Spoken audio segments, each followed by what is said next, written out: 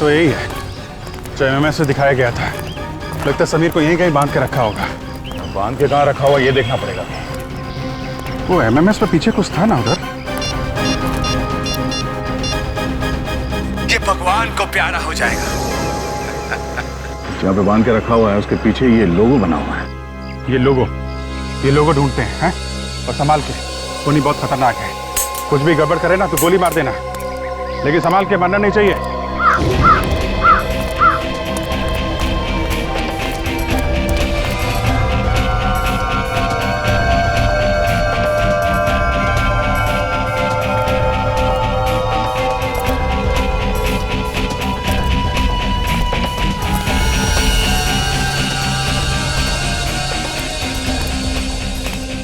MMS भेजे हुए 12 minute हो चुके हैं। हमारे साथ सिर्फ 3 मिनट बचे उसे बचाने के लिए। तो वो खून ऐसे कर क्यों रहा है? मरते हुए लोग कौन कैसे तड़पता है ये देखने की आदत हो गई उसे अच्छा लगता है। कोई मेनिया कहिए। काफी पुरानी मिल लग रही है सर। हाँ, तभी तो जंग लगी मशीनें पड़ी हैं।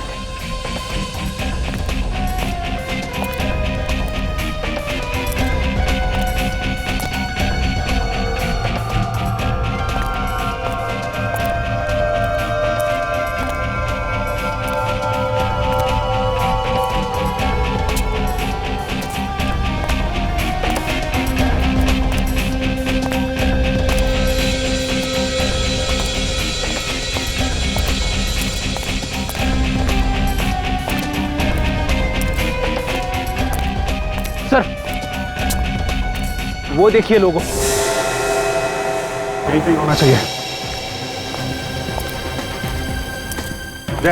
वो लोगों वहां है, इस तरफ इस तरफ।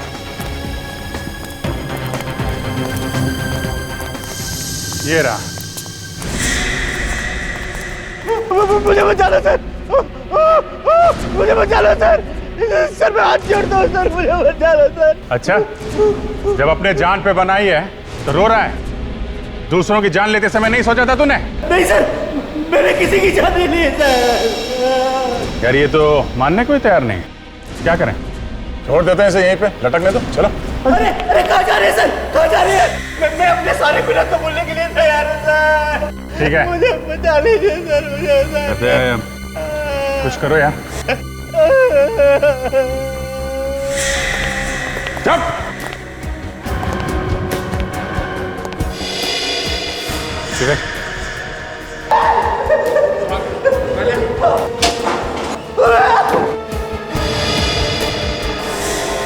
मानना पड़ेगा इन सीआईडी वालों को, वक्त के पहले ही पहुंच गए।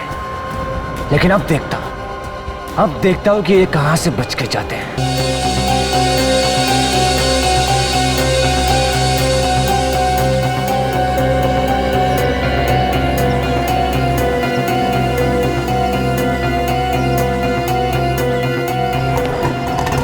यार एक मिनट।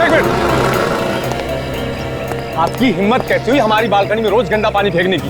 सब मैं तो बस प्लांट्स को पानी दे रहा था। लगता है गलती से आपकी बालकनी में पानी आ गया है। गलती एक दिन होती है, रोज नहीं होती है। भाई साहब माफ कर दीजिए। माफी की बात ही नहीं है, कल से वो प्लांट्स वहाँ पर नहीं चाहिए। अरे कैसी बात कर रहे हो भाई साहब? प्लांट्स को अगर बालकनी में नहीं रखूंगा तो क्या अपने सर पर लेकर घूमूंगा? एक तो चोरी, ऊपर से सीना चोरी। मैं कल ही बिल्डिंग के सेक्रेटरी से तुम्हारी शिकायत करूंगा। अरे क्या कर लेगा वो? जा बोल दे, जो करना है कर ले जा। Oh my God!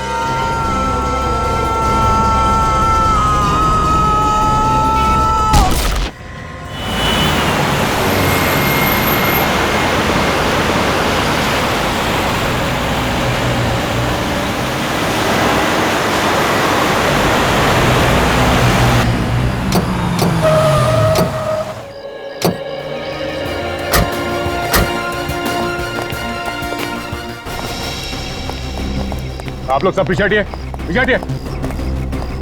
फोन किसने किया था आप में से? सर मैंने फोन किया था आपको। सर मुझे जानते हैं?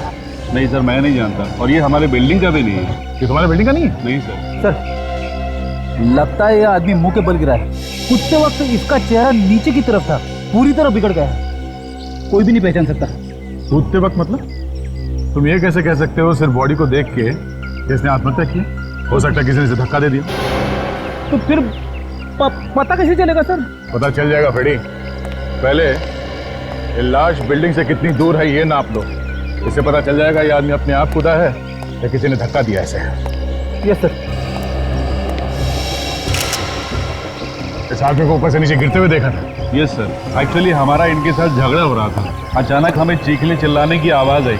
जब हम ऊपर देखे, ये चिल्लाता हुआ आदमी नीचे जमीन पे गिर गया। तुमने भी देखा इस आदमी को ऊपर से नीचे गिरते हुए? हाँ साहब देखो, तो जेब में कुछ भी नहीं है सर, खाली है। 22 फीट 9 इंच बिल्डिंग से लाश तक की दूरी है। 22 फीट 9 इंच। तो लगता नहीं है फेडी इस आदमी ने आत्महत्या की है। अगर इसने आत्महत्या की होती तो लाश बिल्डिंग के पास गिरी होती। मैं ज्यादातर जब लोग धक्का देते हैं तो लाश ऐसे बिल्डिंग से दूर गिरती है।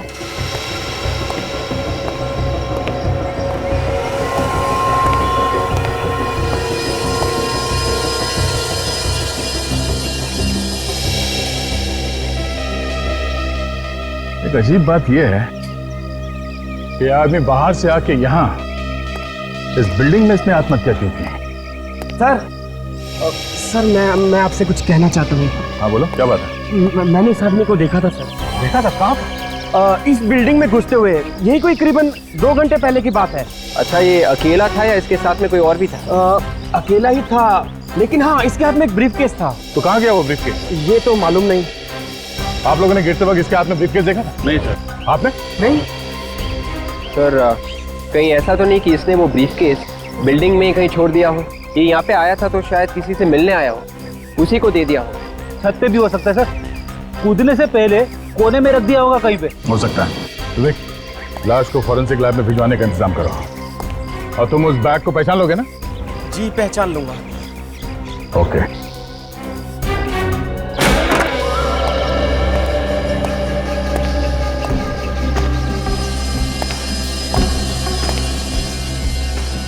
यहाँ पे तो ये ग्रिल लगा हुआ है।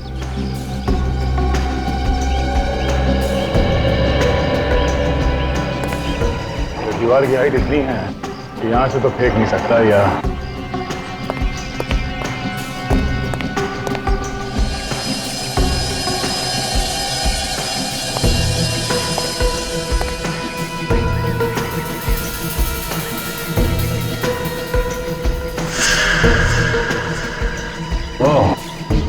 खून लगा हुआ है।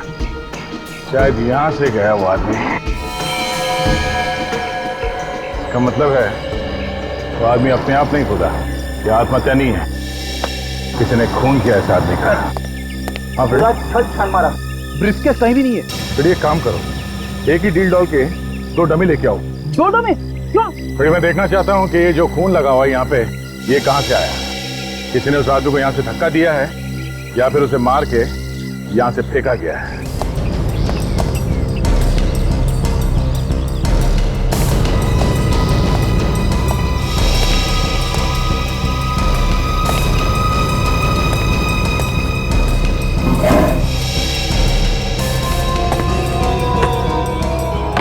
क्या ये यही बैग था?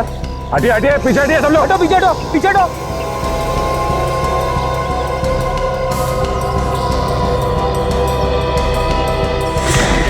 देखा बेटी, अगर आदमी अपने आप कूदेगा तो ऐसे बिल्डिंग के पास ही गिरेगा। अब देखते हैं ये दूसरा डमी कहां तक जाता है। इसे जरा धक्का दे देते हैं। हटिए हटिए, पीछे हटिए सब लोग। हटो, पीछे हटो, पीछे हटो।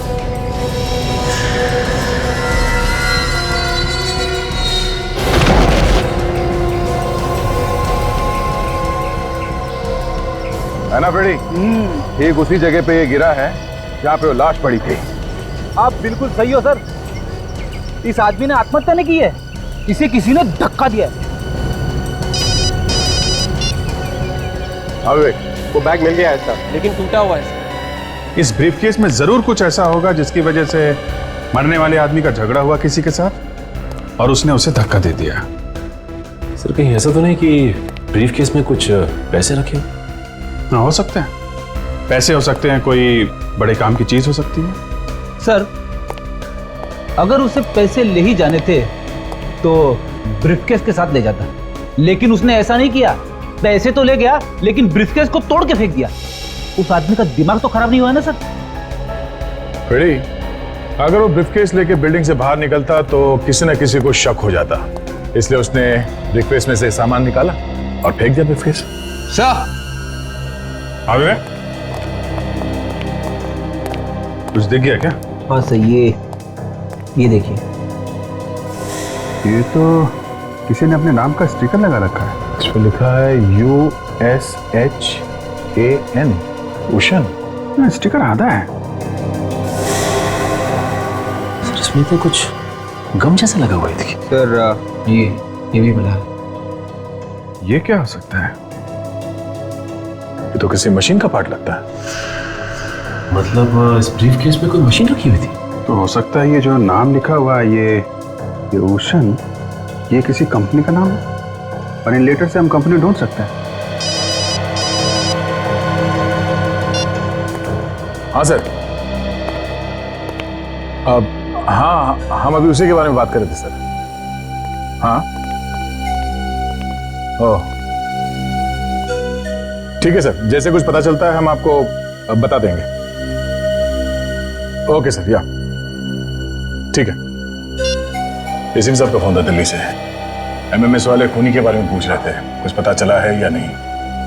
इस MMS वाले खूनी ने तो बवाल मचा रखा है हर जगह। एसीपी साहब बता रहे थे कि दिल्ली में भी इस खूनी ने एक म्यूजिक डायरेक्टर का खून कर दिया है। माय गॉड, पहले एक्टर, फिर सिंगर, अब ये म्यूजिक डायरेक्टर। ये खूनी टीवी और फिल्म वाले लोगों के पीछे पड़ा है क्या? मगर सर, इस MMS का क्या मतलब है? MMS मतलब मौत। खूनी जिसे मारना चाहता है उसका MMS बनाता है। सर ये तो खुला चैलेंज है खून करने का।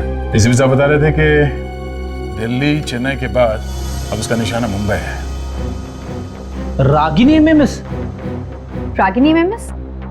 सर इस नाम की एक फिल्म बनी है जो 13 मई को रिलीज हो रही है। एकता कपूर ने इस फिल्म को प्रोड्यूस की है सर। फिर तो हम लोगों को होशियार रहना चाहिए, कहीं खूनी का अगला निशाना एकता कपूर तो नहीं।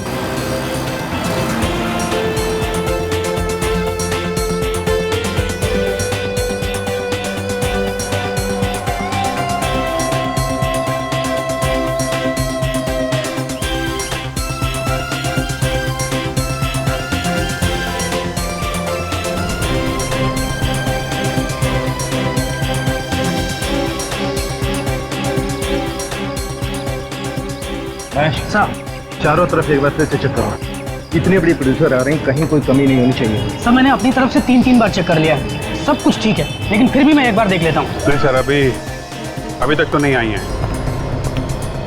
हम लोग वहीं पे हैं सर। Yes sir.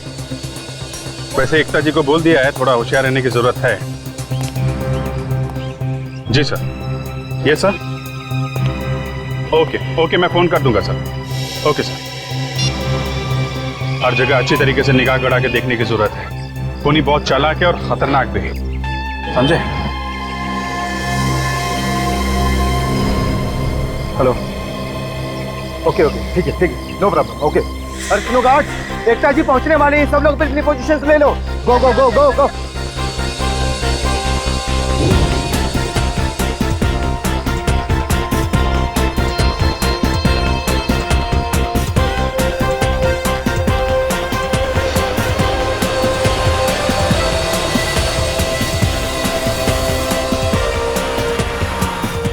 एकता जी के साथ साथ भीड़ पे भी नजर रखो, हैं? अगर कुछ भी गड़बड़ लगे तो उनको एक तरफ ले लेना। ओके?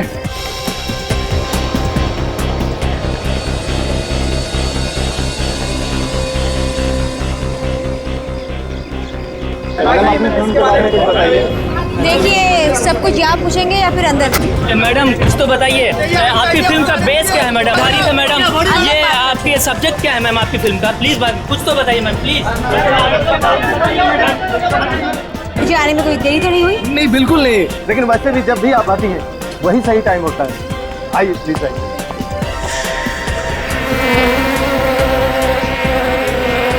क्या बात है मैम, कोई परेशानी? नहीं।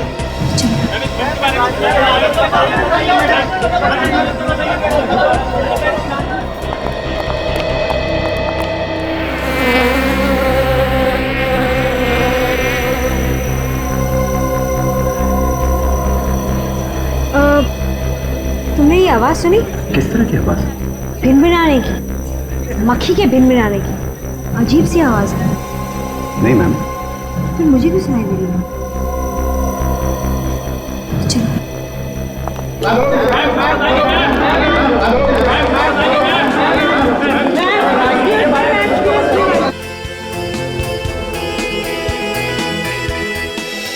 Ladies and gentleman, welcome to our show. मैं रागिनी, आप सबकी होस्ट। दोस्तों, आज का शो बहुत ही स्पेशल है आपके लिए और हमारे लिए भी, क्योंकि आज हम सबके बीच है टेलीविजन दुनिया की जानी मानी प्रोड्यूसर, जिनका नाम बच्चों से लेकर बूढ़ों तक की जुबान पर छपा हुआ है। So please welcome miss Ekta Kapoor.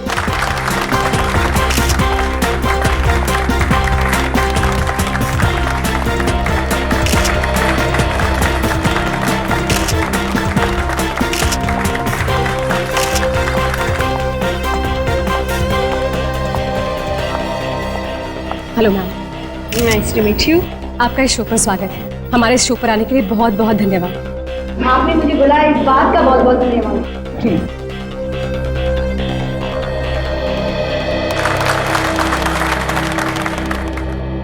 एकता जी, आपकी एक नई फिल्म आ रही है, रागिनी एमएमएस। बहुत चर्चा है इस फिल्म के बारे में। हमें प्लीज इस फिल्म के बारे में बताइए। इत्तेफाक की बात तो देखिए, आपका नाम भी रागिनी और फिल्म का नाम भी रागिनी है। भगवान करे इससे ज्यादा कोई इत्तेफाक ना निकले।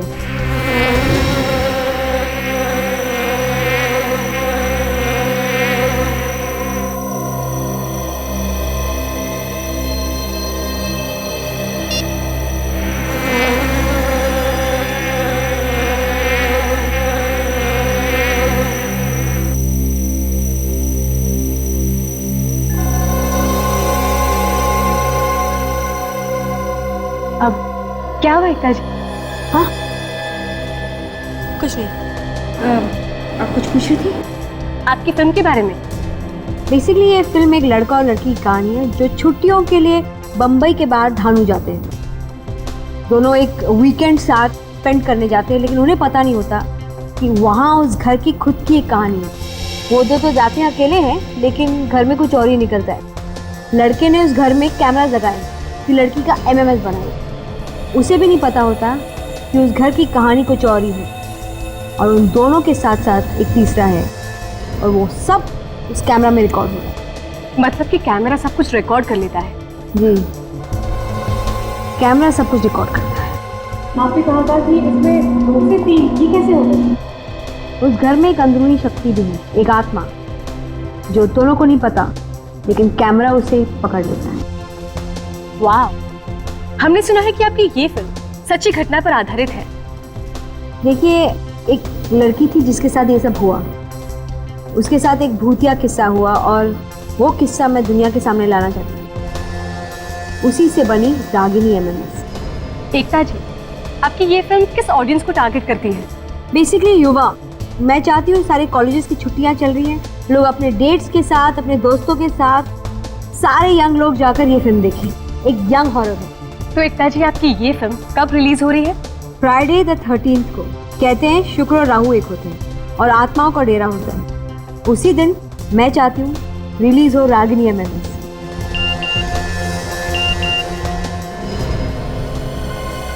रागिनी एमएमएस। कहते हैं शुक्र और राहु एक होते हैं। ओह माय गॉड, खूनी यही है। उसने अभी अभी रागिनी एमएमएस बनाया और मुझे भेज दिया। बेस्ट ऑफ लक आपको आपकी इस फिल्म के लिए। Thank you so much. जो फुटेज है इस तरफ से रिकॉर्डिंग की गई है, इसका मतलब खूनी स्टेज के उस एरिया में होगा। आपको ढेर सारी शुभकामनाएं। Thank you so much. भगवान करे आपकी ये फिल्म सभी जगह पर धमाल मचा दे। Ragini, are you okay? Ragini, are you okay? Ragini, please get up, एक मिनट पीछे हटिए। एकता जी, आप पीछे आइए प्लीज। इसके गले में खरोंच है। खरोंच है?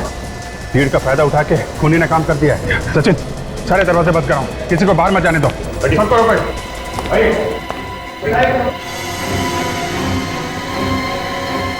सही बेहोश है। बेहोश है? एम्बुलेंस बुलाओ, हॉस्पिटल पहुंचाओ इसे। एकता जी, आप ठीक हैं? हाँ, मैं ठीक हूँ। घबराइए मत, सीआईडी आपके साथ है। आप ये बताइए कि क्या हुआ क्या था? आप इतनी जोर से चीखी क्यों? मैं यहाँ बैठी थी, इंटरव्यू चल रहा था और एक अजीब किस्म की आवाज़ मेरे कान तक आई और उसके बाद पता नहीं कैसी कैसी आवाज थी? अजीब किस्म की आवाज़ थी और यही आवाज़ मुझे गेट पर भी सुनाई दी। वही आवाज गेट पे? आवाज आवाज किस तरीके की? एक मक्खी के भिनभिनाने की आवाज़ थी। मक्खी के भिनभिनाने की आवाज? आपको मक्खी दिखाई दी थी? नहीं, लेकिन मैंने अपने मोबाइल पे रिकॉर्ड किया था कि कुछ दिख जाए। अब मैं वो फुटेज दे सकता हूँ? हाँ बिल्कुल। अब ये देखिए कुछ तो है लेकिन ब्लर हो गया, कुछ साफ दिख नहीं रहा है। आप मेरा मोबाइल रख सकते हैं। थैंक यू वेरी मच, इससे हमें काफी मदद मिलेगी। हम पता लगा लेंगे ये क्या है। भी आप जा सकती हैं। कोई भी प्रॉब्लम हो हम लोगों को फोन करिएगा। जी। आप लेके जाइए प्लीज।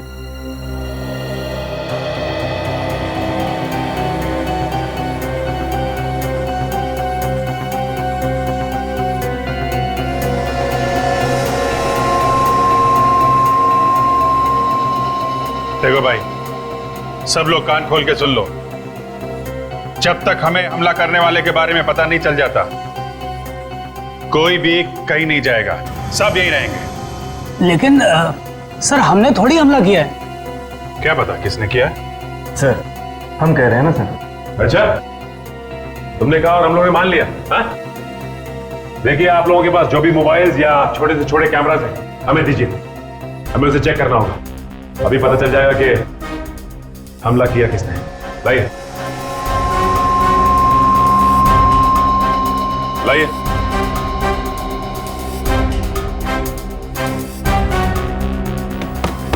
दीजिए।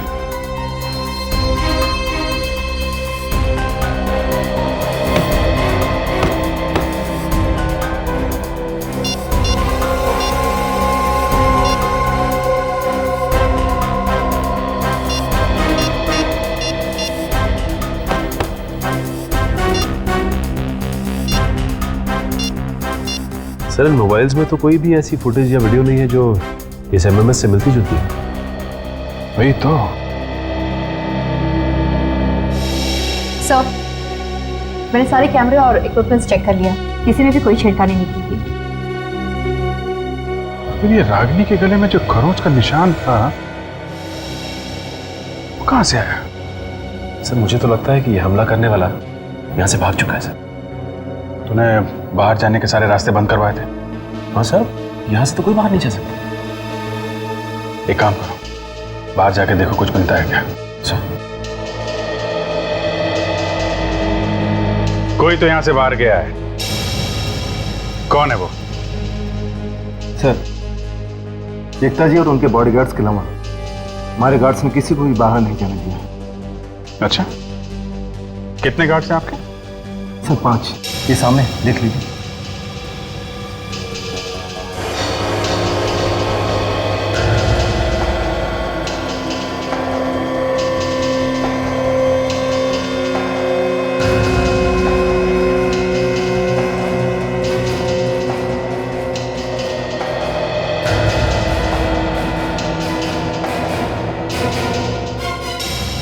नहीं, 5 गार्ड से ज्यादा गार्ड्स देखे मैंने यहाँ पे। आपके यहाँ पे ये जो शूटिंग चल रही थी ना, उसकी फुटेज दिखाइए हमें। जी सर।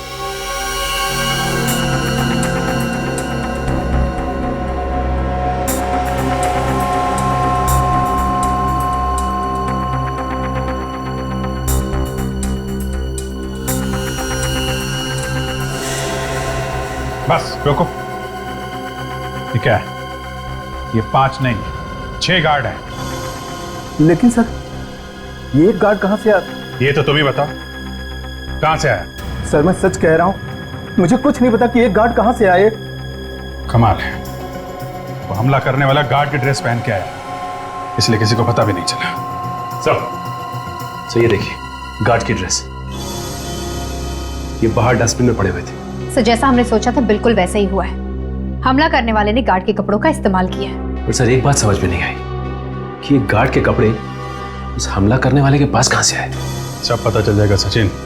ये कपड़े हमारे हाथ लग गए हैं ना, ये कपड़े ही हमें उस तक पहुंचाएंगे। कहां सारों के साथ? क्या आप नहीं कर सकते? सर इस लाश का चेहरा इतना खराब हो चुका है कि दोबारा बनाना मुश्किल है। हाँ तारिका, इसका चेहरा दोबारा बनेगा कैसे? ये देखो, इसके चेहरे की हड्डियां तो पूरी तरह से टूट गई। कोई ढांचा तो होना चाहिए ना चेहरे पर। क्या हुआ सालुंके साहब? क्या कुछ दिख रहा है एक्सरे में? बॉस, एक्सरे में सिर्फ मायूसी मायूसी दिखाई दे रही है। मतलब चेहरा नहीं बन सकता? नामुमकिन। अरे कुछ तो गुंजाइश होगी। अरे यार, गुंजाइश होती तो बना देता ना। चलिए, चेहरा नहीं बन सकता ना सही, कम से कम आप इतना तो बता सकते हैं कि मौत हुई कैसे, गिरने से या कोई और हो जाए। सर हमें इसके हाथ पे कुछ खरोचों के निशान मिले, ये देखिए। खरोच के निशान? मतलब बनने से पहले इसके किसी के साथ हाथापाई हुई है? इसने अपने आप को बचाने की कोशिश की होगी और उसी में ये निशान लग गए होंगे। बिल्कुल बॉस, यही हुआ। और उसी हाथापाई के दौरान खूनी ने इसे धक्का दे दिया। रागिनी के बारे में कुछ पता चला था? उसकी किस्मत अच्छी थी कि वो बच गई, वरना मारने वाले ने तो कोई कसर नहीं छोड़ी थी। रागिनी के गले पे भी खरोच का निशान है, लेकिन एक खास बात है, तो खरोच में हॉस्पिटल वालों को जहर भी मिला है। जहर मिला? मगर ये जहर आया कहां से? हम लोग तो वहीं पे थे। वही पता लगाने की कोशिश कर रहा हूँ विजय। जहर खूनी के नाखूनों में पहले से मौजूद था या उसने बाद में लगाया? अच्छा, ये एकता ने जो मोबाइल दिया था उससे कुछ पता चला? उसकी फुटेज देख के चेक की, लेकिन कुछ खास पता नहीं चलता यार। उस वीडियो में कुछ दिखा नहीं? दिखता है, साफ साफ दिखाई नहीं देता। अरे वो आवाज है ना वो मक्खी के भिनभिनाने की, उससे कुछ पता नहीं चल रहा है? अरे लेकिन वो मक्खी है ही नहीं। हाँ? ये लो, शुरू हो गए। अभी बोल रहे भिनभिनाने की आवाज है, अब बोल रहे मक्खी ही नहीं है। भाई, वो जो मक्खी है वो असली मक्खी नहीं है, नकली मक्खी। और वो जो आवाज है वो इसलिए है कि उसके पंखों के नीचे एक छोटी सी मोटर लगी हुई। तो मोटर की आवाज है? बिल्कुल। मोटर ढूंढनी पड़ेगी। अब ढूंढनी पड़ेगी, तभी पता लगेगा कि रागिनी पर हमला कैसे हुआ। तो जो कंपनी से छोटे छोटे मोटर्स बनाते हैं उनके बारे में पता करते हैं। हाँ, पता करो। और एक खास बात, इतनी छोटी सी मोटर बनाना हर एक के बस की बात नहीं। ये नकली मक्खी इतनी तेजी से उड़ रही थी कि कैमरा भी नहीं पकड़ पाया इसे। नकली मोटर, नकली मक्खी। मैंने तो आज तक ऐसी मशीन कभी नहीं देखी जो मक्खी की आवाज निकालती है। थोड़ी मार्केट में नई नई टेक्निक्स आ गई हैं। ऐसे ऐसे मोटर्स बनते हैं मार्केट में जो अलग अलग तरह की आवाज करते हैं। आप कुछ पता चला उन कंपनीज के बारे में जो मोटर बनाती है? हाँ सर, ये 5 नाम है sir. Toys today, MK company, super toys, Kulbhushan and sons and magic carpet toys. एक मिनट जरा फिर से पढ़ना। ये toys today, MK company, super toys, Kulbhushan and sons, magic carpet toys. Kulbhushan and sons के आखिरी 5 अक्षर वही हैं जो उस ब्रीफकेस के अंदर लिखा हुआ था, भूषण, कुलभूषण। मतलब एकता कपूर ने जो मोटर की आवाज सुनी थी वो इसी कंपनी का था, और वो जो टूटा हुआ ब्रीफकेस हमें लाश के पास से मिला था वो भी इसी कंपनी का। क्या ये दोनों केसेस एक दूसरे से जुड़े हुए हैं? अब जी, कुलभूषण एंड सन्स कंपनी में चल के देखते हैं, वहीं से पता चलेगा इस मक्खी की आवाज वाले मोटर का।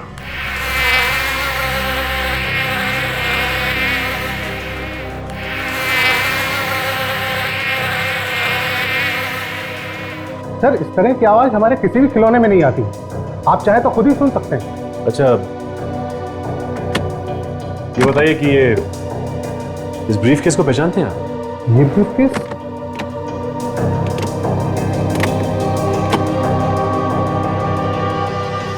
हाँ, ये तो हमारे डैडी का ब्रीफकेस है। जब ये कंपनी शुरू की थी तब उन्होंने ये खरीदा था। आपके पास ये कहाँ से आया? ये एक लाश के पास से मिला है हमें। किसकी लाश? वही पता लगाने की कोशिश कर रहे हैं हम। अच्छा, ये बताइए कि ये ब्रीफकेस आपके पिताजी रखते कहाँ थे? किस अलमारी में? ये अलमारी देख सकते हैं? सर, जिस आदमी के पास इस अलमारी की चाबी है वो आया नहीं है। कौन है ये आदमी? नीलेश। 2-3 रोज से वो काम पर नहीं आ रहा है। 2-3 दिन से नहीं आ रहा? जरूर कुछ गड़बड़ है। उसका एड्रेस दे सकते हैं आप?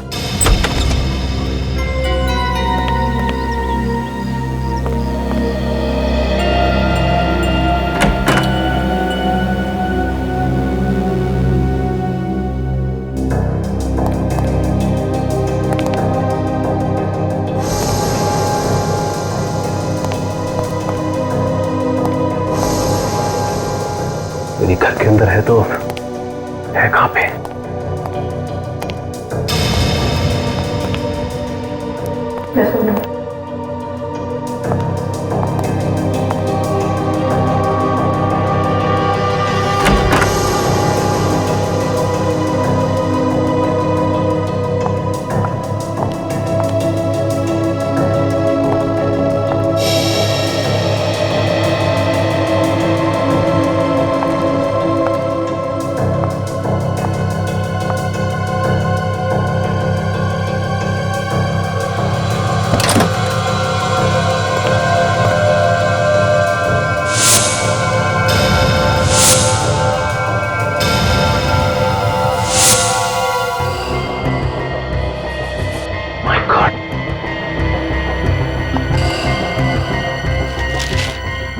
Robotic fly? इसका मतलब यहाँ पे ये सब बनता है? नहीं खजरू, सब कुछ नहीं, सिर्फ ये उड़ने वाली मक्खी, इसी से खून किया जाता है। देखिए, इस जहरीले पिन से खून किया जा रहा था, क्योंकि इससे आसानी से काम भी हो जाएगा और किसी को पता भी नहीं चलेगा। इसका मतलब एकता कपूर को इसी रोबोटिक मक्खी की आवाज सुनाई दी थी। हाँ काजल, और तो और उन 3 सेलिब्रिटीज का खून भी इसी से किया गया है। पर इसे चलाते कैसे होंगे? काजल, कुछ ना कुछ तो होना चाहिए।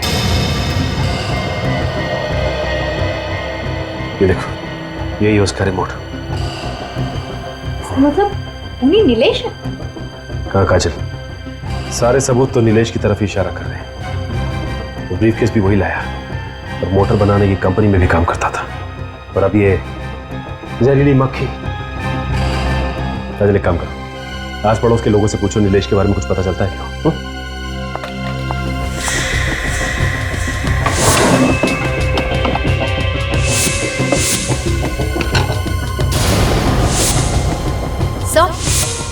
हाँ काजल। क्यों काजल? ये देखिए, टायर का निशान।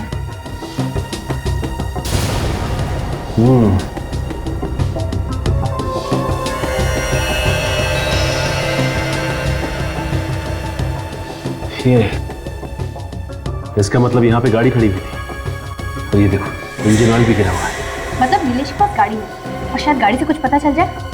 नंबर? काजल, अगर गाड़ी का नंबर मिल जाए तो आसानी से पता लगाया जा सकता है। एक काम करते हैं, आसपास के लोगों से पूछते हैं, शायद उनको पता हो नीलेश की कार के बारे में। एक्सक्यूज मी भाई साहब, ये नीलेश को जानते होंगे ना आप? जी हाँ, मैं जानता हूँ, पड़ोस में रहता है। आप लोग? हम लोग सीआईडी से। ओह, सीआईडी। बताइए, मैं आप लोगों के लिए क्या कर सकता हूँ? आपको नीलेश की गाड़ी का नंबर याद है क्या? गाड़ी का नंबर तो मालूम नहीं, लेकिन उसके पास सिल्वर रंग की गाड़ी है। गाड़ी के बारे में आप कुछ और बता सकते हैं क्या? वो कुछ दिन पहले अपनी गाड़ी को मैकेनिक के पास ले जा रहा था, कह रहा था चूहे ने उसकी वायर काट दी। कहाँ है वो गैराज? अरे भाई साहब, यहाँ पे कोई बॉस, कोई मालिक वालिक है या फिर ऐसे ही चल रहा है काम? क्या बात कर रहे हैं भाई साहब, है ना? वो देखो वो खड़े। जाइए। सब ठीक है और बढ़िया? चल ठीक है, रखता हूँ, चल बाय बाय। कहिए भाई साहब, कुछ काम था? अच्छा, गाड़ी खराब हो गई। कहाँ है आप लोगों की गाड़ी? गाड़ी यहाँ पे आई थी नीलेश? मेरा मतलब है, नीलेश की गाड़ी यहाँ पे ठीक होने के लिए आई थी कुछ दिन पहले। हाँ सर, आई थी। आप जानते हैं नीलेश को? मैडम, बहुत अच्छे से जानता हूँ, वो हमारे रेगुलर कस्टमर है। लेकिन आप लोग? हम लोग सीआईडी से। सीआईडी से? जी हाँ, सीआईडी से। नीलेश की गाड़ी का नंबर तो याद होगा ना तुम्हें? सर, मुझे नंबर याद नहीं है, लेकिन हम लोग कस्टमर का एक रजिस्टर मेंटेन करते हैं, उसमें जरूर लिखा हुआ है। मैं अभी मंगा देता हूँ। सतीश, जरा वो रजिस्टर लेके आना।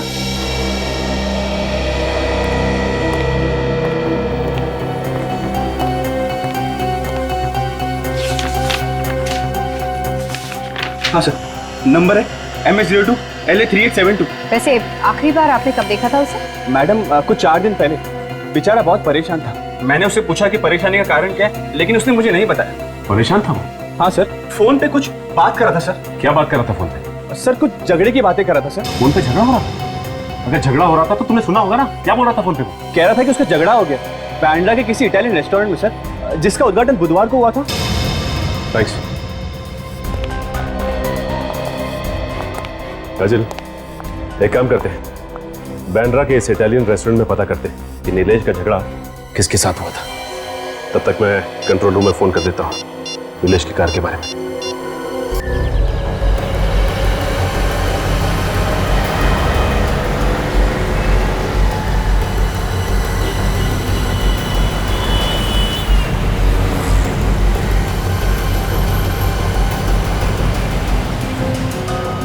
सर कंट्रोल रूम से पता चला है कि नीलेश की गाड़ी यहाँ पर खड़ी है।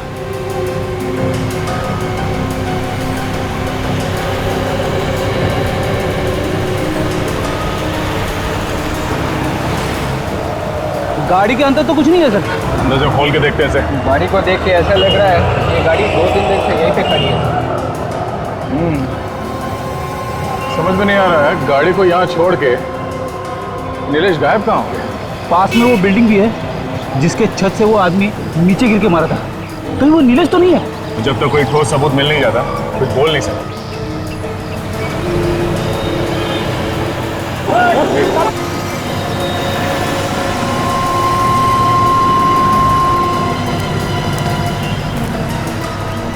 आप ये भी ड्यूटी करते हैं हमेशा?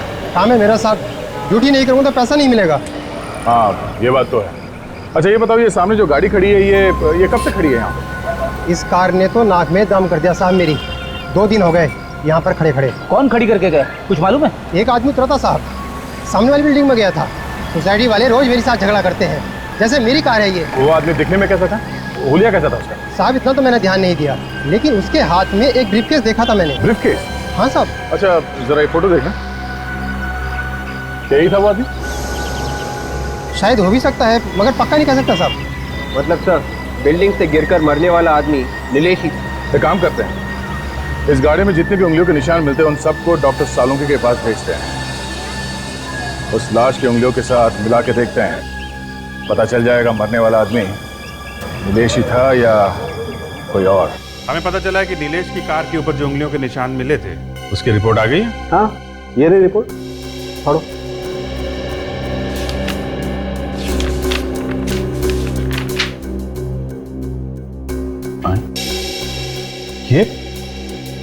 ये कैसे हो सकता है? अब इसमें मैं तो कुछ नहीं कर सकता अभिजीत, रिपोर्ट तुम्हारे सामने। बॉस, स्टीयरिंग व्हील पे इसी आदमी की उंगलियों के निशान है, ये जो उस बिल्डिंग से गिर करके मरा था। तब ये मरा हुआ आदमी नीलेश है? तो वैसे वो बिल्डिंग का वॉचमैन तो कह रहा था कि उसने नीलेश को वहां पे गाड़ी पार्क करते हुए देखा और ये ब्रीफकेस लेके उस बिल्डिंग में चला गया जहां से किसी ने उसे धक्का दे दिया। जिसे हम लोग खूनी समझ रहे थे वो तो 2 दिन पहले ही मर चुका था। मतलब एकता के ऊपर हमला इसने नहीं किया था। खूनी कोई और है। दया हाँ विवेक, क्या पता चला रेस्टोरेंट के बारे में? सारा बैंडर छान मारा सर, ऐसा कोई भी रेस्टोरेंट नहीं है जिसका उद्घाटन बुधवार को हुआ था। मगर उस गराज के मैनेजर ने कहा था कि ये नीलेश किसी रेस्टोरेंट के उद्घाटन से आया था। तुमने ठीक तरीके से चेक किया है? हाँ सर, लेकिन एक रेस्टोरेंट है जिसका उद्घाटन बुधवार को होने वाला था, लेकिन अब गुरुवार को हो रहा है। वहां पे तुमने पूछा किसी ने पहचाना इस नीलेश को? नहीं सर, सब लोग ने मना कर दिया। वो नीलेश नाम के किसी भी आदमी को नहीं जानता। तो ये गैरेज का मैनेजर रघु ये हमसे झूठ बोल रहा है, कुछ छुपा रहा है। इसका मुंह खुलवाना पड़ेगा।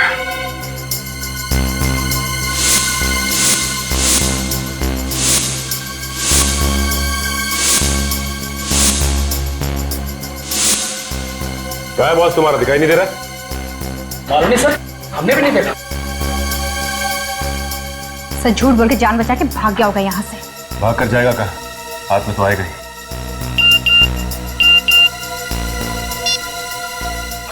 मुझे बचा लो सर, मैं आपके सामने हाथ जोड़ता हूँ।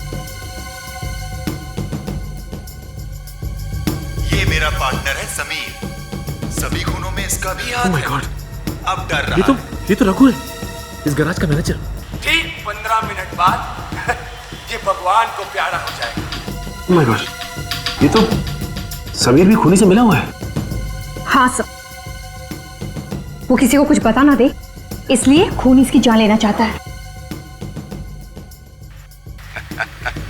मतलब इसने समीर को किडनैप किया हुआ है। सर हमारे पास बहुत कम वक्त है, हमें जल्द से जल्द यहाँ पहुँचना होगा वरना ये रघु समीर का खून कर देगा।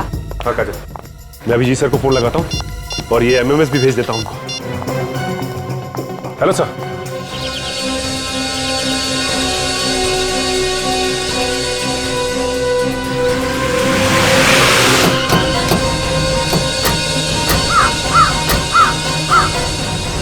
जगह तो यही है जो एमएमएस में दिखाया गया था।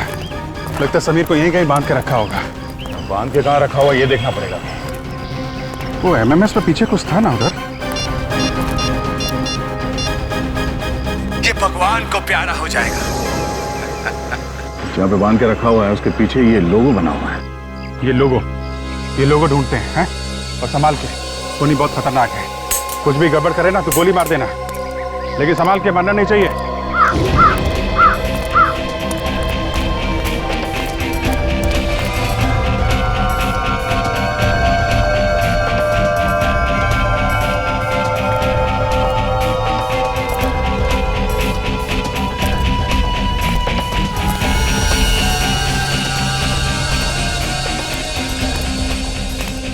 एमएमएस भेजे हुए 12 मिनट हो चुके हैं।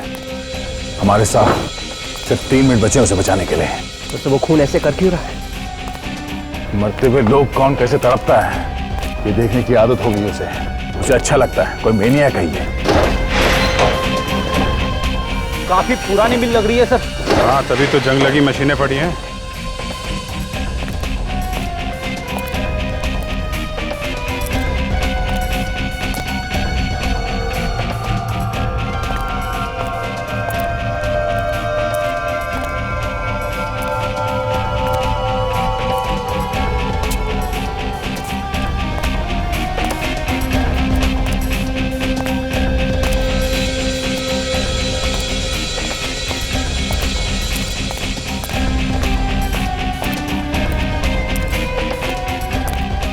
सर वो देखिए लोगो, यहीं पे होना चाहिए। वो लोगो वहां है, इस तरफ, इस तरफ।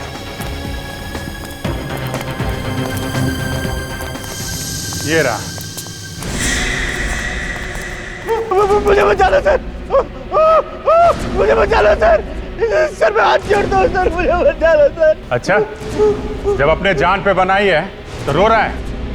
दूसरों की जान लेते समय नहीं सोचा था तूने? नहीं सर, मैंने किसी की जान नहीं ली है सर। यार ये तो मानने को ही तैयार नहीं। क्या करें? छोड़ देते हैं इसे यहीं पे लटकने दो, चलो। अरे अरे कहाँ जा रहे हैं सर, कहाँ जा रहे हैं? मैं अपने सारे गुनाह को बोलने के लिए तैयार हूँ सर। ठीक है, मुझे बचा लीजिए सर, मुझे कुछ करो यार, कुछ करो यार। चुप!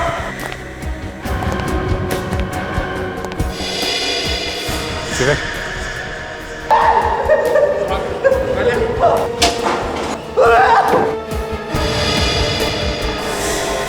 मानना पड़ेगा इन सीआईडी वालों को, वक्त के पहले ही पहुंच गए। लेकिन अब देखता हूं कि ये कहां से बच के जाते हैं।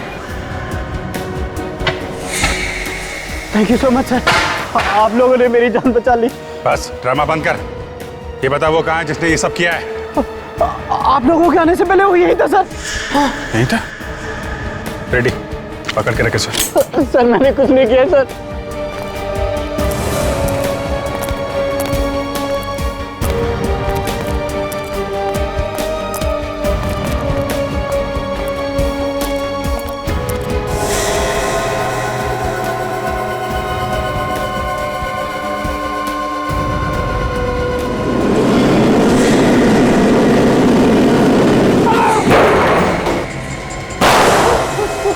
नहीं दे, जिंदा पकड़ना।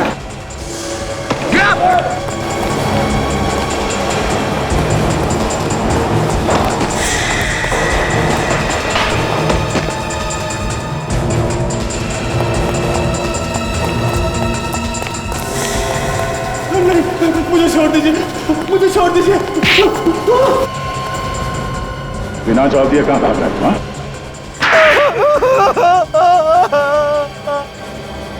मुझे माफ कर दीजिए सर, मुझे माफ कर दीजिए। मैं अगली बार ऐसा गुनाह कभी नहीं करूंगा सर। अरे इसे तो अकल आ गई। सर ये हाथ है कि हथौड़ा है सर? मुझे अब सब बातें समझ में आ गई सर। चलो अच्छा है, ज्ञान प्राप्त हो गया तुम्हें। हाँ सर, मैं कसम खा के कहता हूं सर, मैं अगली बार ऐसा काम कभी नहीं करूंगा। किसकी कसम? सर मैं अपने पूरे परिवार की कसम खा के कहता हूँ सर, मैं अगली बार ऐसा काम कभी नहीं करूंगा सर। प्लीज मुझे जाने दीजिए। गुनाह तू करेगा और कसम परिवार की लेगा? हाँ? क्यों मारता था बेगुनाह लोगों को? क्योंकि मुझे मरने से पहले लोगों को तड़पता हुआ देखने में बहुत मजा आता था सर। इंसान है कि हैवान, और अपने साथ साथ तूने इसे भी हैवान बना दिया। हाँ सर, ये सभी ने मुझे एमएमएस बनाकर बेचता था सर। नहीं सर, मेरा कोई कसूर नहीं ये सर, इसने मुझे पैसों का लालच दिया था, इसने फंसाया मुझे। इसने फंसा दिया और तो फंस गया। हाँ? तू एमएमएस बनाता था और ये लोगों का खून करता था। हाँ सर, मैं इन लोगों के खून किया करता था सर। मैं दूर बैठकर रिमोट से ऑटोमेटिक रोबोटिक मक्खी को ऑपरेट किया करता था सर, जिसके अंदर एक जहरीली पिन थी सर। तुमने नीलेश का खून क्यों? क्योंकि सर, नीलेश ने मुझे ऑटोमेटिक रोबोटिक मक्खी बनाकर दी थी और मुझे ये शक हो गया था सर कि वो सीआईडी को सारी बातें साफ साफ बता देगा सर।